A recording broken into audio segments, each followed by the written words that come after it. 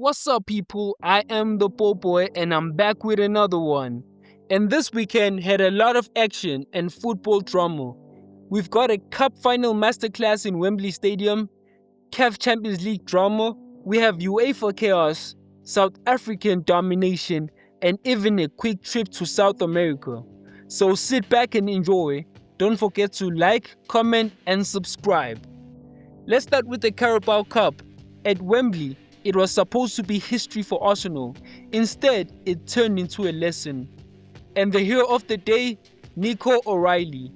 Back-to-back goals in 4 minutes. But let's talk about the first goal.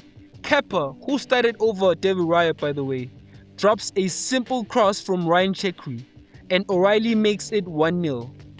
Before Arsenal could even breathe, Nunes whips in another cross. O'Reilly, header, 2-0, game over. Pep Guardiola was running down the touchline like he just scored it himself. And just like that, City win the cup. Pep wins his 5th League Cup with Manchester City. Arsenal can still bounce back because they're still involved in other competitions. But as of tonight, Manchester City were the victors. CAF Champions League, Ahly versus Espérance. This was African football at its finest. Silly me predicted that it was going to be a 0-0 draw with Ahly getting knocked out in the process. But this game was a 5-goal thriller. Remember, Espérance won 1-0 in the first leg, beating Ahly for the first time since 2018. Ahly came out fast. Mahmoud Trezeguet scored first in the 10th minute. Boom, 1-0. Cairo was probably rocking.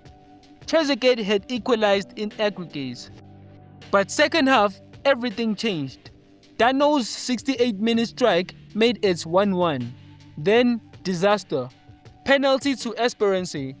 Mohamed Tougai, cool, calm, clinical, 2-1, making it 3-1 in aggregate. Ahly went down though.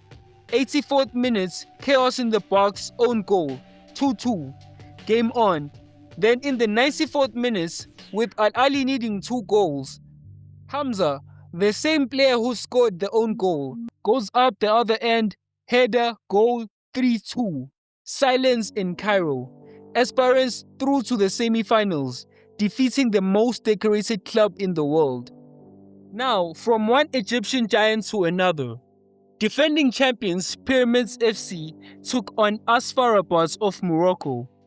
The repeats of last year's quarterfinal, where Pyramids beats Asfar at home. And I predicted that the same was going to happen again. Reda Slim scored out of nowhere in the 10th minute, top corner to stun the home team. Then second half, corner comes in, El Hamed's header made it 2-0, making it 3-1 on aggregate. Trouble for the defending champions. They responded quickly, Fiston Mayele, poacher's finish, 2-1. But after that, Farabad locked the door. Disciplined and solid, and just like that, the champions were eliminated. In Mali, Stade Malien took on Mamelodi Sundowns. This one was pure survival. Sundowns went to Mali with a comfortable 3-0 lead, and I predicted that they were going to at least win 2-1. Thaddeus Nkeng made it 1-0 in the first minutes for Stade Malien. Pressure on Sundowns. Then just before halftime, Haman smashes it in, 2-0 for Stade Malien. Aggregate suddenly ties at 3-2. Sundowns thought they had an away goal. Ikram Reyners was ruled offside. Then it got worse. Aubrey Modiba red card. 10 men away and under pressure. Stade Malien kept knocking for the third, but Sundowns suffered and survived. The match ended 2-0, which was unfortunately not enough for Stade. It's been a minute seeing Sundowns on the ropes like that, but they qualify for the semi-finals again. In other CAF results, RS Berkane beats Al Hilal 1-0 to go through to the semi-finals. In the CAF Confederations, Egyptian giants Zamalek qualified, USM Alger qualified, OC Safi qualified on away goals, knocking out Wydad Casablanca. CR Belouizdad knocked out the Egyptian side Al Masry. Only one Egyptian giant remains in Africa. No Egyptian dominance this season. In the UEFA Champions League, I'll just say the aggregate scoreline because they all sound comical.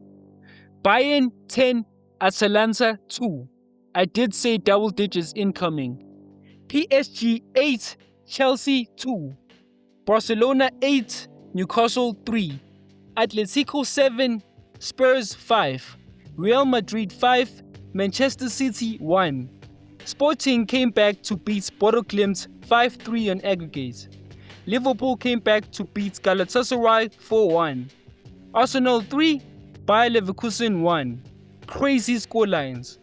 In the quarterfinals, Sporting will take on Arsenal, Real Madrid will take on German giants Bayern Munich, Barcelona will take on Atletico Madrid, and PSG will take on Liverpool. In the Premier League, Liverpool lost 2-1 to Brighton. Spurs' crisis continues as they lost 3-0 to Nottingham Forest. Manchester United and Bournemouth played to a 2-2 all draw.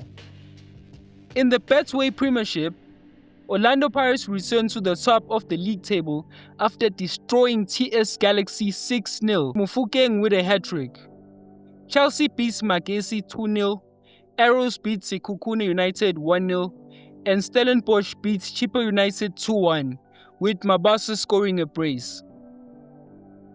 La Liga, Barcelona still top with 73 points after the 1-0 win, but Real Madrid right behind. In the Madrid derby, Real Madrid beat Atletico 3-2 with 2 goals from Vinicius Jr. Now, let's go across to South America. The Copa Libertadores group stages will kick off on the 7th of April. Yeah, I've been watching a lot of South American football lately, and I'm sure this season promises to be exciting. Look out for Brazilian and Argentinian giants, and also look out for what's considered the group of death involving Boca Juniors and Cruzeiro. I'll personally be watching my favorite South American club, Corinthians, in Group E. So yeah, City dominance, CAF madness, Sundowns surviving, Europe going crazy with those goals. If you enjoyed this one, like, subscribe, comments, and I'll catch you in the next one. Ball boy out. Vamos.